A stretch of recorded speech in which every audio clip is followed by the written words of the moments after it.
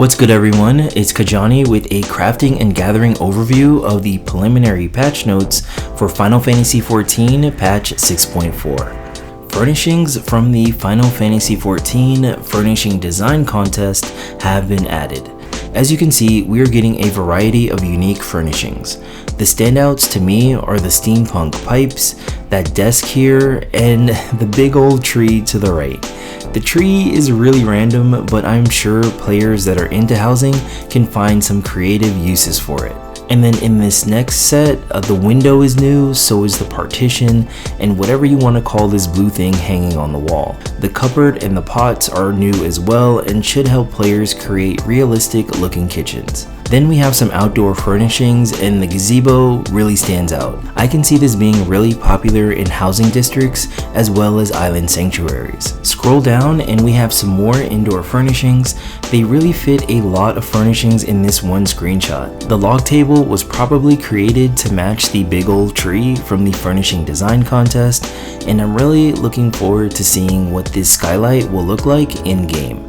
Lastly, we have even more outdoor furnishings. The standout here for me is the outdoor table with a book and coffee on it, because chilling outside with a good book and coffee is my idea of fun.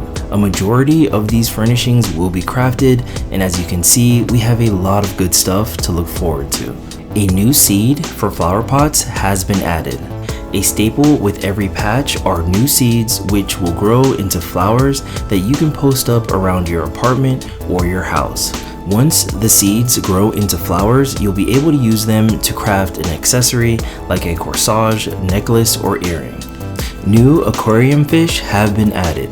This little guy is Sothis, a rare fish that you can only catch via ocean fishing. I did a double take when I was first going through the patch notes, as this is probably the first turtle to be used as an aquarium fish.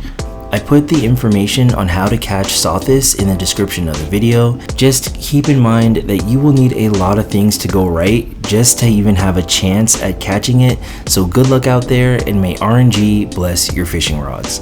New recipes have been added. The crafted raid gear looks really impressive in this picture.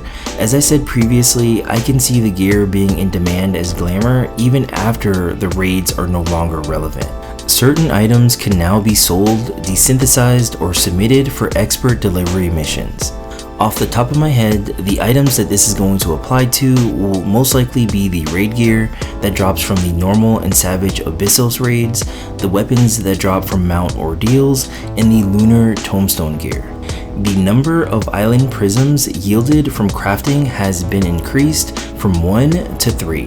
This is welcome because we will be needing a lot of prisms for all the decorating that's about to happen on our island sanctuaries. The recipes for island prisms can be found in the number 9 master recipe books. As you can see, each disciple of hand can craft them, so just pick whatever recipe would be easiest for you to craft. I picked the carpenter recipe because it's really easy for me to farm the palm logs. The clear prisms that you'll need in this recipe can be purchased from various merchants located in Limsa, Gridania, and Ul'dah. I put their locations in the description of the video. New conditions have been added for expert recipes. The action is good omen, and the effect is it guarantees a good material condition for the next step. You still have to have a general idea of what you're doing whenever you're crafting an expert recipe, but it most definitely helps knowing a good condition is around the corner. This also confirms that we will be getting more expert recipes in some capacity in patch 6.4. Please look forward to it. New miner and botanist gathering points have been added. New items have been added to gathering points. The gathering points will be the new legendary nodes.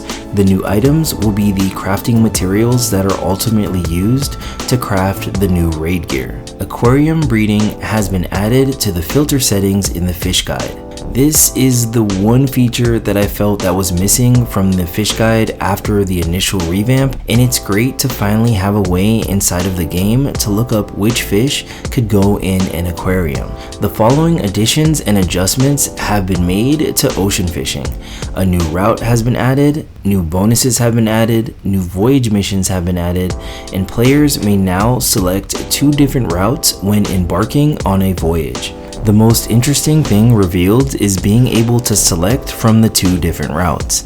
I do have some questions on how it'll ultimately work, but luckily we don't have to wait very long to find out. The level cap for Desynthesize has been increased from 620 to 640.